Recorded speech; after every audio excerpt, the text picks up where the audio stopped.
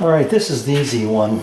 I know I've shown this method before, but I've got my stop here. I've got it double locked just to make sure it does not move. Hook it in my first hole, which is good. 2-inch spacer. My line's a little off.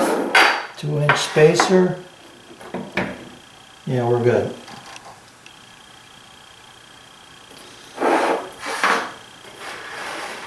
And I'm 3/4 inch from the outside edge, so mortises toward the fence.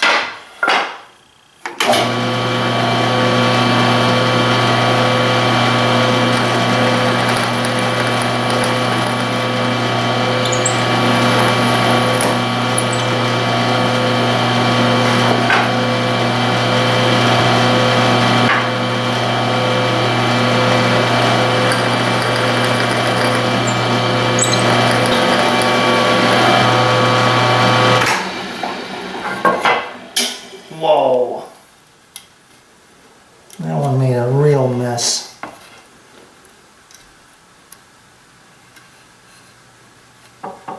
I've got to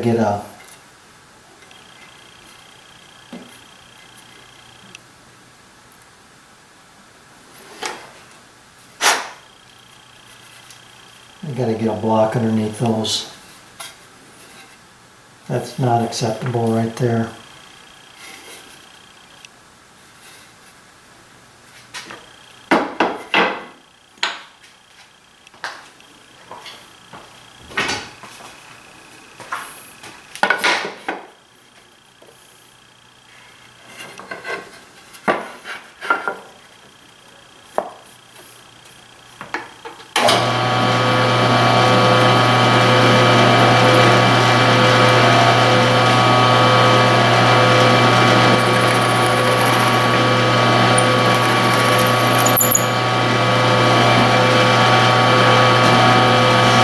Alright, I'm doing the angled sides. And I've tried lots of configurations trying to see if I can hold it parallel and slide, but it's too much trouble. So what I'm going to do is drill each hole. I'm going to set up for each of these 3 holes, and I've got to stop over here at this end to register against, and I'm registering off the top this time because I cut the bottom ends, I cut those wild, and I cannot reference off of that edge. So the top edge is my reference edge for these. I'll drill each piece 3 individual times with 3 individual setups. So let's get this first one out of the way.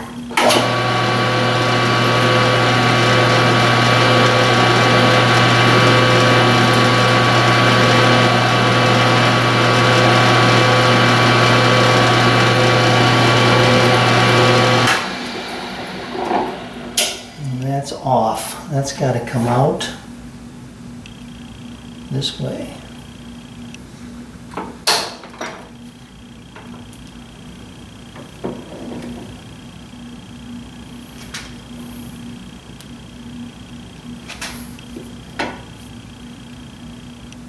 That's too much.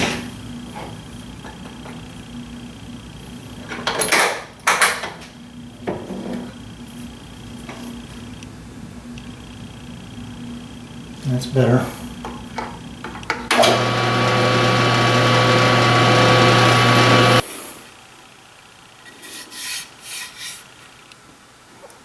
It worked out pretty well. The good news is when you match them up, flush them up with the top,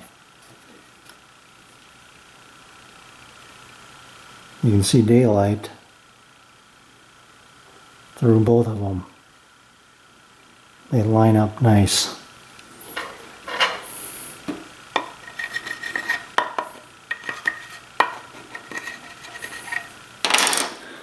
Alright, so I'm happy with that. We'll dry fit them together again and see how it looks. Alright, everything looks good. These, I ran my square across here. These line up really nicely. And what I've done here is I've decided to create a clamping jig. I'm not necessarily looking for perfectly square. What I'm looking for here is uniformity. So I did check square, and it's a little out. I can't tell you which direction right now, but looks like it's going, might be going this way a little. So that's fine. I'm not concerned about that. As long as when I get done with this edge and that bottom edge are parallel, it'll sit nicely.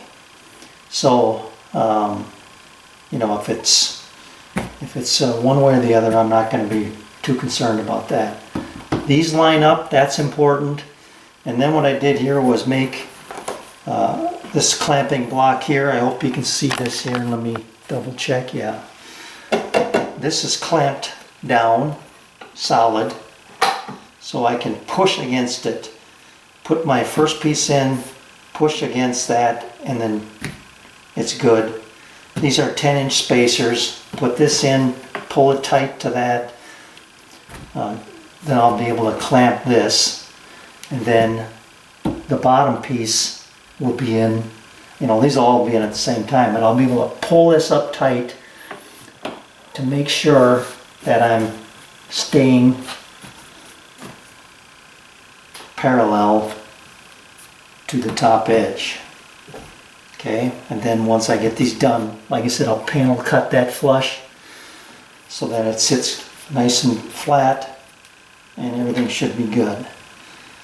So I'm not going to do that today, but I've got a game plan for tomorrow, and I'll get that going tomorrow. Okay, I've got 2 frames done, one in the clamps and one getting ready to be clamped.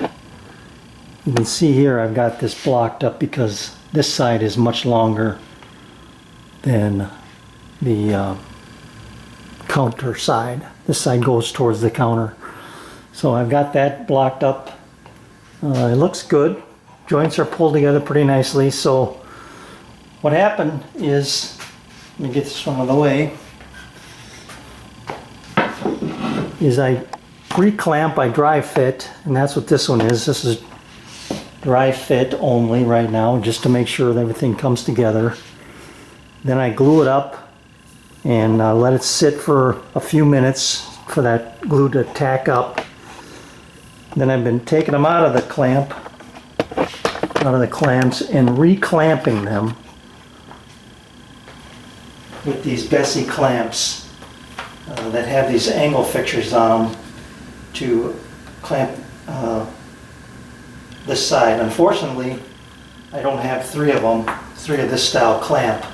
So on the bottom, I'm just using a block of wood. I hope you can see that. Yeah. Down there on the bottom is just a cutoff to make it square, and that works pretty well. So that one's been in the clamp now maybe about 10 minutes. I'm going to give it at least another 10 before I take those clamps off. And then, but in the meantime, I can do this one and get it ready to go. So it's a pretty simple procedure. These spacers really come in handy. Make sure I got everything right where it needs to be.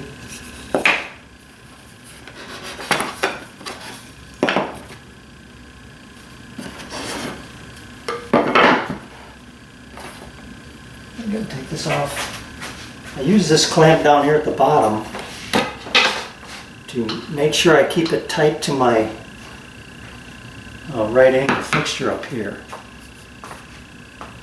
So they ride against this. You can see them a little cocked there. Right there.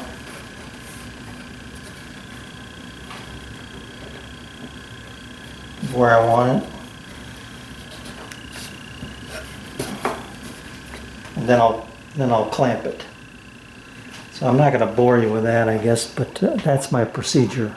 From this fixture, basically, to the Bessey clamps, to enough time that I can pull them out and go to work. So once we come back, these will all be done, and I can show you how I'm going to true them up. All right, I got them out of the clamps and pinned together in 3 places, here, right here, and then down here in this corner. And what I'm trying to do with that is to make sure that all the holes line up, which they do on this pair. And then I trued up this reference edge, and every cut I make is going to be made off of this edge. And I'll keep it pinned together and try and do them both at the same time. This is fairly close, but not perfect. And these are different because those ran wild. Now this rail, I'll call it, this one's a little higher, this one's a little lower, and this one's a little lower. So that part doesn't really concern me because this is going to be spread apart and you'll never even notice that. But what I want them to do is to sit on the floor at the same level. So by doing this, I can assure that hopefully when I cut them square and to length, everything will be in good shape. So this is the other matched pair. This one is a little high. They become even right about there. And then the one in the back gets a little high. So I'm going to start on this one right here first.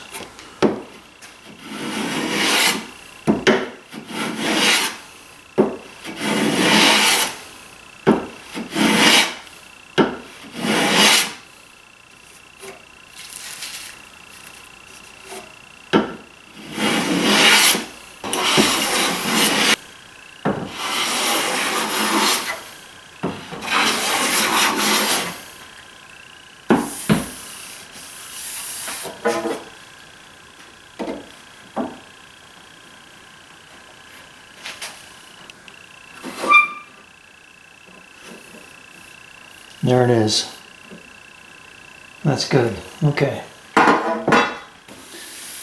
So now I've got a reference edge on both pieces. And that's what I'll square off the top and the bottom of the legs. Make sure I get 2 pieces that'll sit flat on the floor.